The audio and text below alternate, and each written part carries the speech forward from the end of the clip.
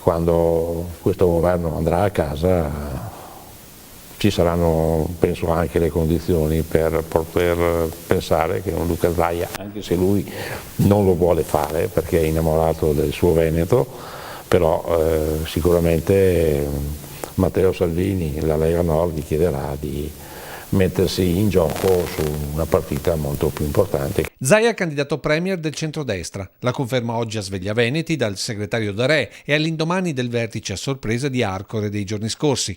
Il nome sarebbe arrivato dallo stesso Berlusconi, a conferma della stima per Zaia cresciuta quando l'attuale presidente del Veneto era ministro dell'agricoltura. Per portare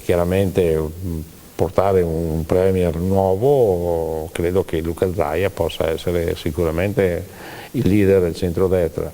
Ma il segretario della Liga Veneta guarda anche a Treviso alle prossime elezioni. A 2 anni del voto bisogna trovare le soluzioni e soprattutto trovare la tranquillità interna per poter avere delle riflessioni e per poter portare alla candidatura contro Manildo la persona più capace, più gradita, serenità interna che negli ultimi anni non c'è stata una contrapposizione interna alla nostra, dovuta soprattutto anche alla sconfitta elettorale che andava decisamente chiusa ed è stata chiusa anche in maniera molto molto forte. Il caso Chinellato, che ha lasciato il segno tra i seggi e i 300 al punto da non aver ancora individuato il candidato sindaco, che con buona pace dello sceriffo Gentilini sarà comunque anagraficamente nuovo.